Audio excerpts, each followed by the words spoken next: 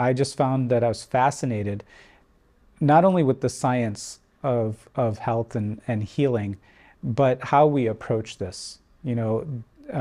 Are there ways that we can approach this to prevent disease? And what can we learn along the way about how we approach health? And so I've always kind of thought of that. That was my inspiration when I first came in to medicine. We may not have confirmation yet, but there's high suspicion of cancer. So usually that's when I start seeing a patient.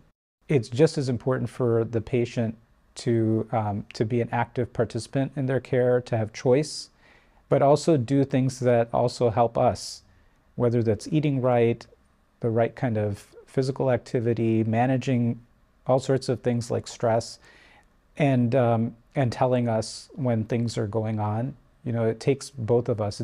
They're part of the team. First is I want to know how they're feeling, and how they're doing.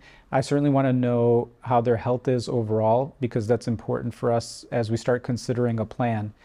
I think the next thing is it's really important to have a clear dialogue about what the diagnosis is and the full implications of that, and be really clear about the choices that we make. Ultimately, it is up to the patient to decide what he or she wants from a treatment standpoint. And our job is to give them, the best options that are available and to educate them on why certain things might be recommended. But then ultimately the ball is in their court. So we walk this walk together from that standpoint.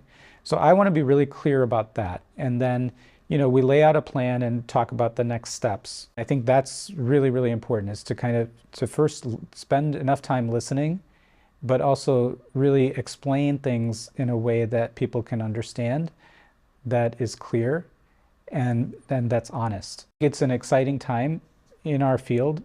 There's more and more options for treatment. And so the first goal is to always get the best outcome possible from treating the cancer, and use everything at your disposal. But I really also care just as much about somebody's quality of life and also feeling empowered. The most rewarding part of my job is just helping somebody in a difficult time. I think that's the most rewarding part.